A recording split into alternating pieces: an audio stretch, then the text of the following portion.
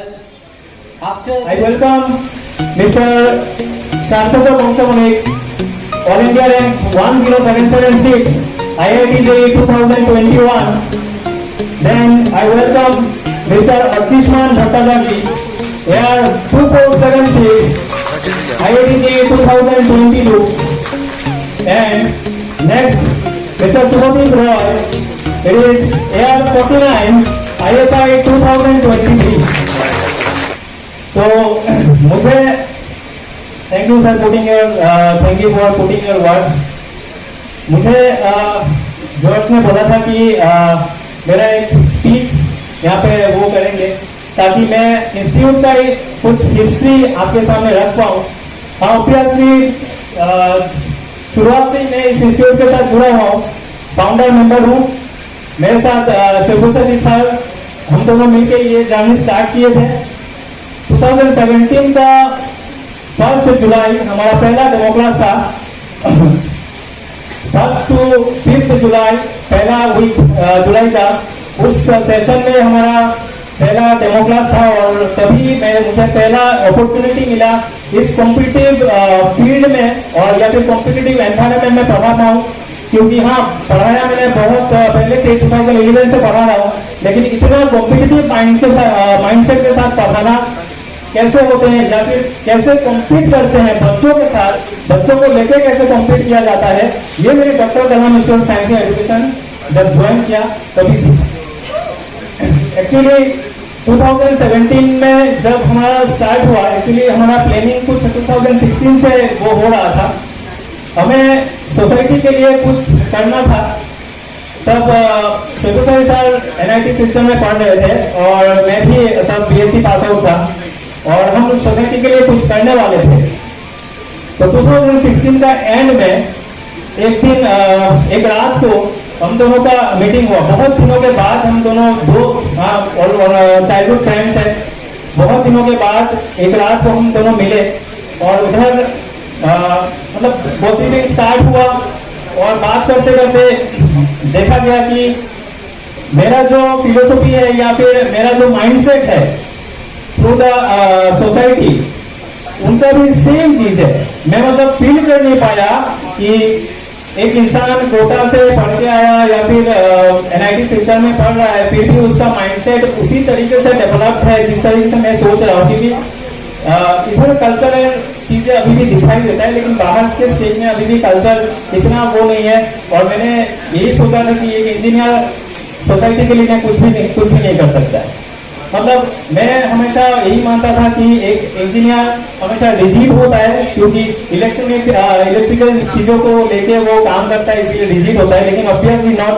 जब शिवभूषण दास के साथ मेरा ये वो हुआ, इंटरेक्शन हुआ और मैं तभी सोचा कि हम दोनों मिलके इस सोसाइटी के लिए कुछ करेंगे। तो करना क्या है, एक्चुअली मैं तो उस प्रोफेशन में था ही और सर को मैथमेटिक्स इतना अच्छा लगता था उस समय। मतलब इंजीनियरिंग छोड़ो, मतलब बस मैथ्स पढ़ाना है, कुछ भी नहीं चाहिए, खाना वगैरह कुछ भी नहीं चाहिए, बस मैथ्स पढ़ाना है, ऐसा एक एटीट्यूड था।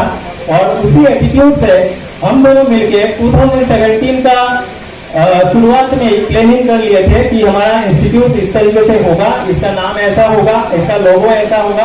हाँ, ये सब प्लानिंग करने में बहुत टाइम गया, लेकिन ये इंटरेक्शन बढ़ता गया। तब भी मैं इतना श्योर नहीं था कि मैं इस इंस्टीट्यूट के साथ कंटिन्यू कर पाऊंगा, क्योंकि मैं असल में बहुत लेजी इंसान हूँ। अगर मुझे कोई पुश नहीं करता है तो मैं काम नहीं करता, मेन चीज है। तो शिवभूषण सर हमेशा मुझे पुश करते थे, नहीं सर ऐसा करना है, नहीं भाई ऐसा करना है, ऐसा करना ही पड़ेगा हमें। अब एक बार सोच लिए, अभी अगर हम पीछे मोड़ते हैं तो लोग हंसेंगे हमारे ऊपर, है ना। तो जो भी 2017 का जुलाई 5 को हमारा पहला डेमो क्लास था, मैं उस दिन भी बहुत नर्वस था, क्योंकि इतना कॉम्पिटिटिव माइंडसेट के साथ पढ़ाना, कॉम्पिटिटिव फील्ड में पढ़ाना। मुझे पता था कि क्लास में जितने बच्चे आ रहे हैं सब अच्छे बच्चे हैं और मतलब कहीं भी कुछ भी क्वेश्चन करके मुझे फंसा सकते हैं। तो फिर भी मैंने क्लास लिया, बहुत अच्छा क्लास लिया और उस सेशन में बहुत सारे स्टूडेंट्स भी एडमिट हुए उस इंस्टीट्यूट में। फिर हमारा सेशन चलता गया, लेकिन 2018 का एंड में हमारा इंस्टीट्यूट का जब पहला फाउंडेशन डे हुआ, उसके 2 दिन बाद ही सुबोसाई सर बीमार पड़ गए। वो छोटी साइज सुबोसाई सर को भी पता है, याद है। 2 दिन बाद बीमार पड़ गए, और बीमार मतलब इतना बुखार था कि वो क्या बोलूं, मतलब बेहोश हो गए थे, ऐसा कुछ था। और इसके बाद ही उनको जब डॉक्टर दिखाया गया तो डॉक्टर ने बोला कि उनका गोलब्लैडर स्टोन हो गया। हाँ, गोलब्लैडर स्टोन होने वाला ही था, क्योंकि हम ना तो ब्रेकफास्ट का टाइम जानते हैं, ना तो लंच का टाइम जानते हैं, ना तो डिनर का टाइम जानते हैं। कब खा रहे हैं, कब क्या कर रहे हैं, कुछ नहीं है। लेकिन पढ़ाना है, 6 बजे से अगर क्लास है, 6 बजे से 9 बजे तक अगर क्लास है, तो 6 बजे से 9 बजे तक क्लास करवाएंगे, इसके बाद खाना खाना है। तो कभी कभार पेरेंट्स आ जाते थे, इंटरेक्शन की वजह से खाने का टाइम भी नहीं मिलता था। तो forget about breakfast, forget about lunch, कभी कभार डिनर भी नहीं होता था। तो ये तो तय था कि हम लोगों का गोलब्लैडर स्टोन होने वाला। फिर डॉक्टर दिखाने के बाद डॉक्टर ने बोला कि इमरजेंसी केस है, मतलब ऑपरेशन करना पड़ेगा तुरंत। फिर 1 हफ्ते के अंदर ही ऑपरेशन हुआ। ऑपरेशन होने के बाद डॉक्टर ने बोला कि 15 दिन का रेस्ट चाहिए, 7 दिन का बेड रेस्ट, आपको घर पे रहना है, और बाकी 7 दिन आप ठीक है हल्का हल्का काम करो, कोई दिक्कत नहीं। तो उस टाइम में मैं भी घर पे था, मुझे भी बहुत अच्छा लग रहा था, क्योंकि 15 दिन का एटलीस्ट रेस्ट तो मिला, इंस्टीट्यूट बंद था तब, ठीक है। तो 3 दिन गया, और on the 4th day he has joined the class again. और मतलब इतना डेडिकेशन लेवल। मैंने जब उनको पूछा कि सर आपको तो डॉक्टर ने बोला था रेस्ट करने के लिए, वो उन्होंने मुझे बोला, मतलब इंस्पिरेशन उनसे आया, मोटिवेशन उनसे ही आया। उन्होंने मुझे बोला कि बच्चे मेरा वेट कर रहे हैं, और मैं नहीं चाहता किसी भी बच्चे का मेरे लिए लॉस हो, ठीक है। 4th डे को अपना वो चीज रिस्क में डाल के वो क्लास ज्वाइन किए, और फुल फ्लो में क्लास किए।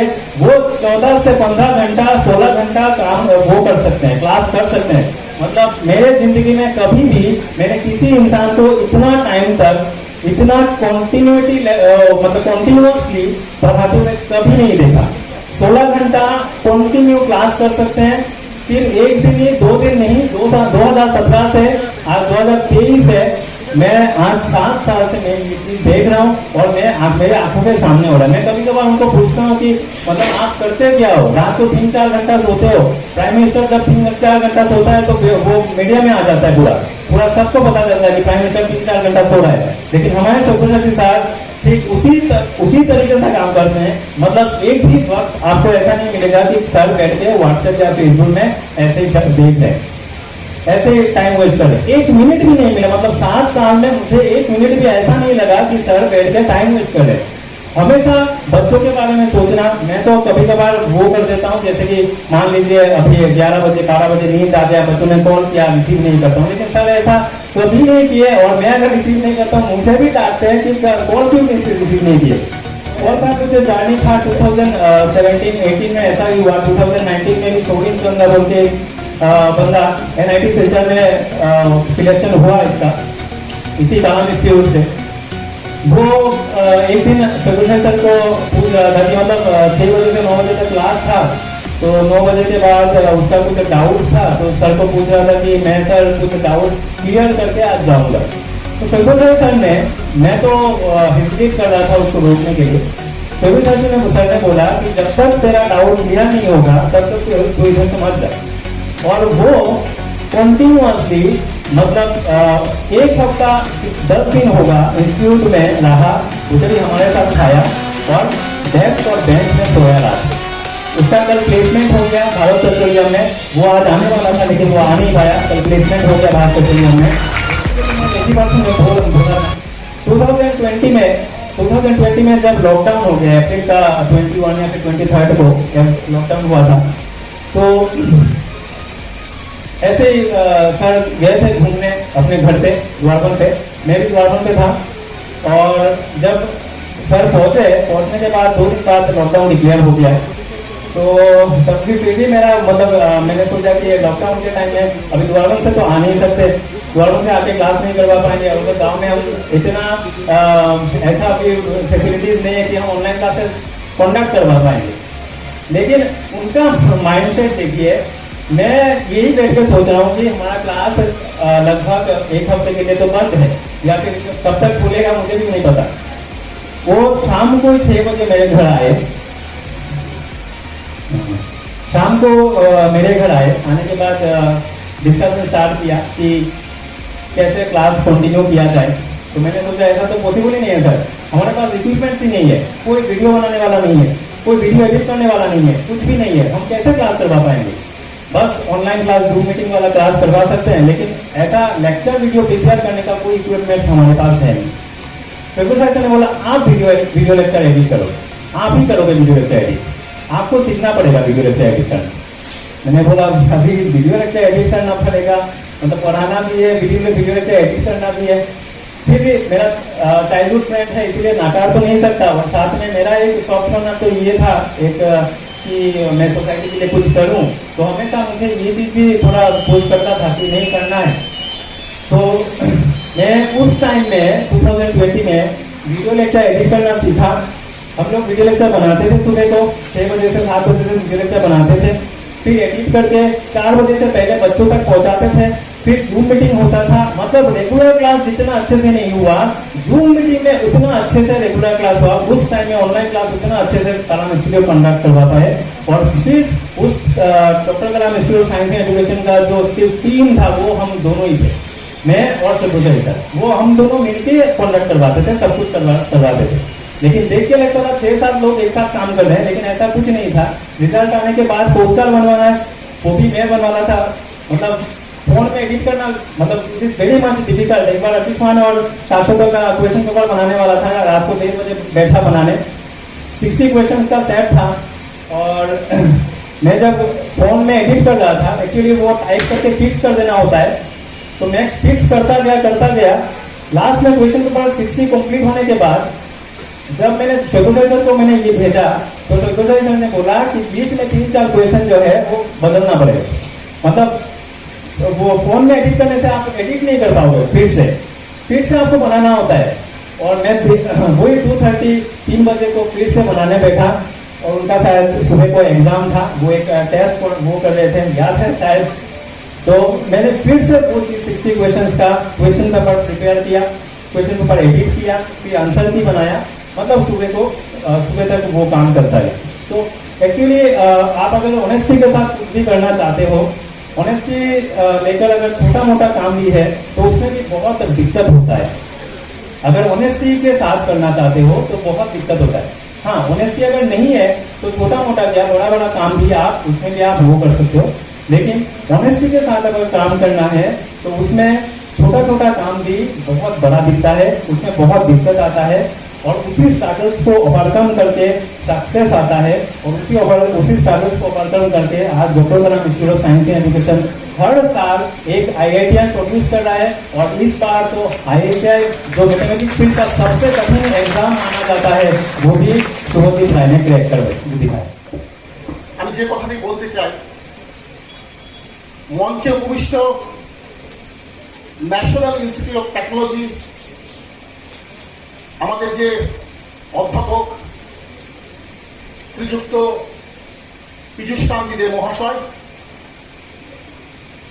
আজকের এই অনুষ্ঠানে আগত প্রত্যেক সম্মানিত অভিভাবকবৃন্দ এবং বিশেষত ছাত্রছাত্রীবৃন্দ এবং কালাম ইনস্টিটিউটের সঙ্গে যারা যুক্ত, তাদের প্রত্যেককে আমি আমার তরফ থেকে আমার ছেলে শুভদীপ রায়ের পক্ষ থেকে, আমার স্ত্রী এবং পরিবারের সকলের পক্ষ থেকে আপনাদের প্রত্যেককে আন্তরিক ধন্যবাদ, কৃতজ্ঞতা এবং নমস্কার জানাই।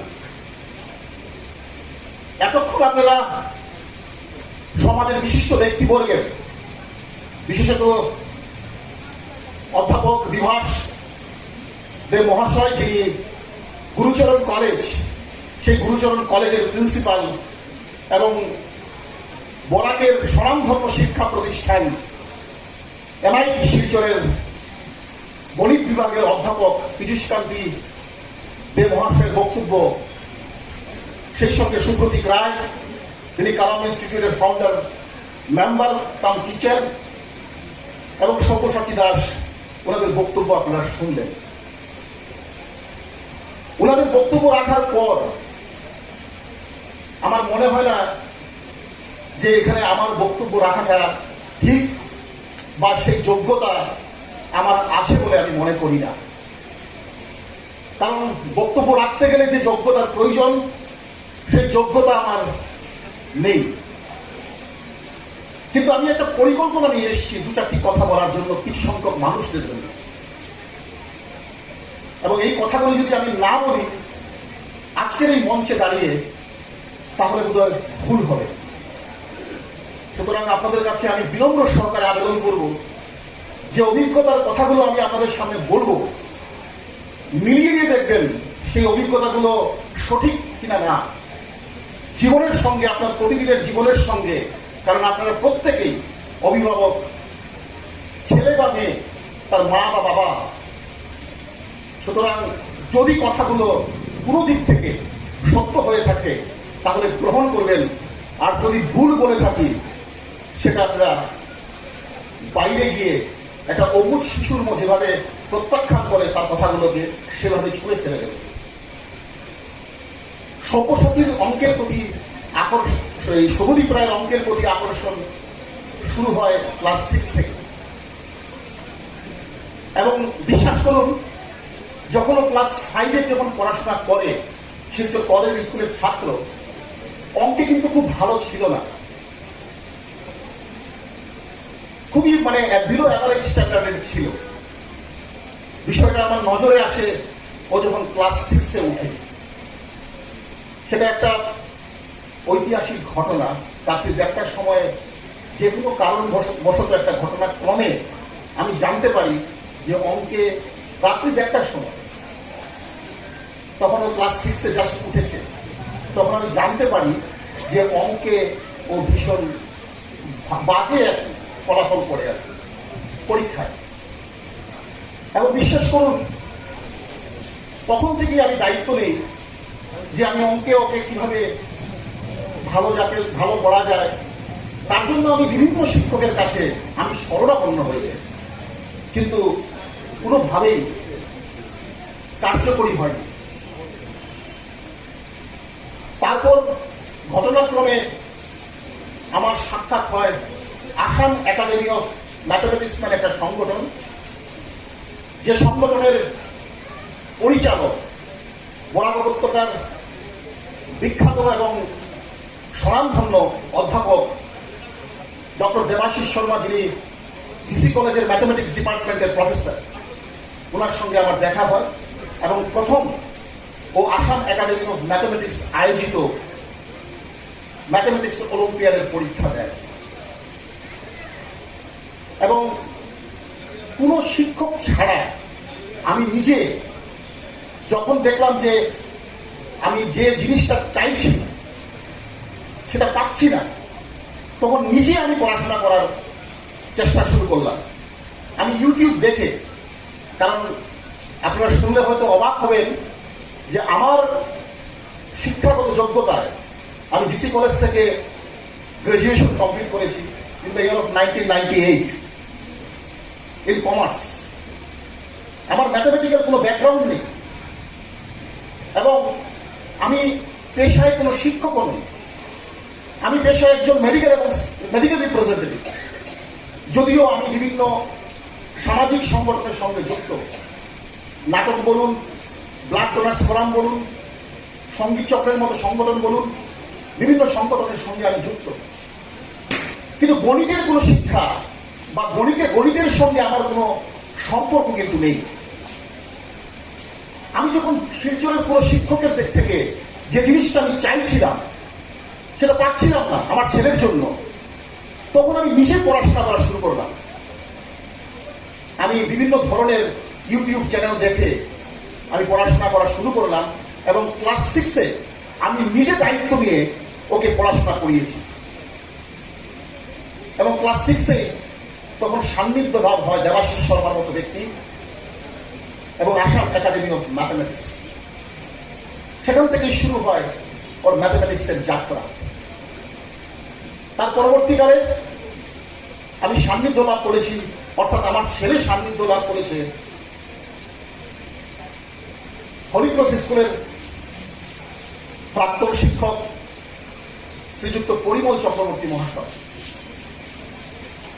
পরিমল চক্রবর্তী মহাশয়ের কাছে আমি আন্তরিকভাবে আমি চিরকৃতজ্ঞ যে উনি পড়ান না, তার সত্ত্বেও কিন্তু আমার রিকোয়েস্টে শুধুমাত্র শুভদীপকে ক্লাস 7-এ এবং 8-এ ওকে পড়িয়েছে, এবং আমি চেয়েছিলাম যাতে উনি ক্লাস 9 এবং 10টাও যেন শুভদীপকে পড়ান।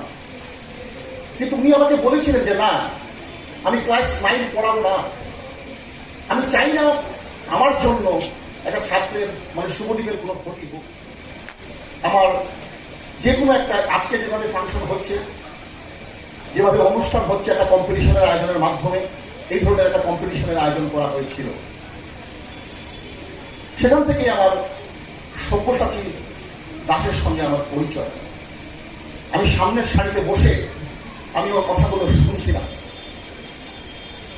আমি আপনাদের আরেকটা বিষয় জানিয়ে দেই যে আমি একজন ম্যাথমেটিক্সের ছাত্র না হওয়া সত্ত্বেও, আমি একজন শিক্ষক না হওয়া সত্ত্বেও আসাম একাডেমি অফ ম্যাথমেটিক্স, যার মূল উদ্দেশ্যই হচ্ছে ম্যাথমেটিক্সের প্রচার এবং প্রসার করা, আসামের বিভিন্ন প্রান্তে ইন দ্য ইয়ার অফ 1986 তার জন্ম। এই 18 জুলাই আমরা তার প্রতিষ্ঠা দিবস পালন করেছি, এবং সেই সংগঠনে বরাক উপত্যকার majority mathematician, majority mathematics Professor's, teachers, NIT বলুন, আসাম বিশ্ববিদ্যালয় বলুন, গুরুচরণ কলেজ বলুন, কাছাড় কলেজ বলুন, যে কোনো স্কুল, যে কোনো শিক্ষা প্রতিষ্ঠান বলুন, প্রত্যেকটা শিক্ষা প্রতিষ্ঠানের অধ্যাপক, শিক্ষক, শিক্ষিকা এই সংগঠনের member.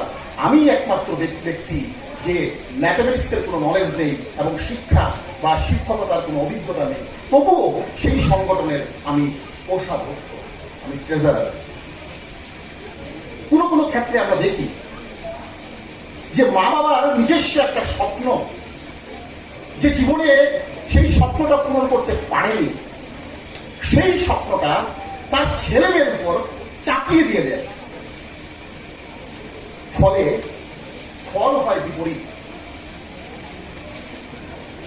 Creativity is the most important thing. আমার ছেলে সেই সাবজেক্টে পরীক্ষায় কত পেয়েছে, কত নম্বর পেল, সেটা ইম্পর্টেন্ট নয়। তার মধ্যে আমি কতটুকু ক্রিয়েটিভিটি করার উৎসাহ প্রদান করেছি, সেটা হচ্ছে ইম্পর্টেন্ট। কিন্তু আমি দেখেছি যে ধরনের টিচার আমি খুঁজেছিলাম, ঠিক একই ধরনের শিক্ষক আমি যদি পেয়ে থাকি, সত্যিকার অর্থে প্রথম দিকে আমি ক্লাস 7 এবং 8-এ পরিমল চক্রবর্তীর নামটা আমি অবশ্যই উচ্চারণ করব, আর দ্বিতীয়ত 4 বছর ক্লাস 9 থেকে 12 অব্দি তার নাম হচ্ছে সব্যসাচী দাস এবং সুপ্রতীক রায়। মানে কি অক্লান্ত পরিশ্রম করেছে এটা কল্পনা করতে পারবেন না আপনারা যদি নিজে না দেখতে। রাত্রি 3টার সময় রাত্রিবেলা ফোন করে অঙ্ক করাচ্ছে, এবং যেহেতু ওর অঙ্কের প্রতি একটা আকর্ষণ ছিল, ও একদম নির্দ্বিধায় অঙ্ক করে যাচ্ছে। এই যে bondings, this bonding is very much important, and parents need to inspire such bondings. আমি মানে যদি ধন্যবাদ বলি সব্যসাচীকে, যদি কৃতজ্ঞতা প্রকাশ করি সব্যসাচীকে বা সুপ্রতীককে, তাহলে অনেক কম হবে। আমি আমার সপরিবারের পক্ষ থেকে আমি চিরকৃতজ্ঞ এই সব্যসাচী দাসের মতো শিক্ষক আমি যে পেয়েছি, শুভদীপ পেয়েছে বা আমার পরিবারের মানুষরা পেয়েছে, ওর সান্নিধ্য লাভ করতে পেরেছি। আমি সুপ্রতীকের কাছে মানে আন্তরিকভাবে চিরকৃতজ্ঞ, এবং আমি এই ঋণ আমি শোধ করতে চাই না। আমি আজীবন ওর কাছে ঋণী থাকতে চাই। আজকে যে অনুষ্ঠানের আয়োজন করলো কালাম ইনস্টিটিউট, এবং যে আশীর্বাদ আপনারা শুভদীপকে প্রদান করলেন, তার জন্য আপনাদের কাছে আমি চিরকৃতজ্ঞ হয়েই থাকবো। এই ঋণ আমি কোনো ঋণ শোধ করতে পারবো না, এবং আমারও ইচ্ছে নেই এই ঋণ শোধ করার। আমি যেন ঋণী হয়েই থাকি সারা জীবন। এই 2-4টি কথা বলে কালাম ইনস্টিটিউটের সফলতা কামনা করে, এবং এখানে যেসব ছেলেমেয়েরা আমার কথাগুলো শুনছেন তাদের উজ্জ্বল ভবিষ্যৎ কামনা করে আমি আমার সংক্ষিপ্ত বক্তব্য আমি এখানে শেষ করলাম। অনেক অনেক নমস্কার, প্রণাম, শ্রদ্ধা। আমি আরেকটি ঘোষণা করতে চাই, এটা just as a token of respect and love to Kalam institute, a small contribution from my side. I call upon our respected most beloved, মানে আমি বোঝাতে পারবো না যে সব্যসাচীর সঙ্গে আমার কি ধরনের একটা আর্থিক সম্পর্ক। আমরা তিনজন একইভাবে কাজ করেছি। একটাই উদ্দেশ্য ছিল, ইউনিফর্ম আন্ডারস্ট্যান্ডিং থাকতে হবে। শিক্ষক, ছাত্র এবং মা বাবা এক সুরে কথা বলতে হবে। তো আমি সব্যসাচীকে রিকোয়েস্ট করবো এবং সঙ্গে সুপ্রতীক রায়কে রিকোয়েস্ট করবো মঞ্চে আসার জন্য। সঙ্গে আমার স্ত্রী এখানে উপস্থিত আছেন এবং শুভদীপ উপস্থিত আছে। আমি শুভদীপকে মঞ্চে আসার জন্য অনুরোধ করবো।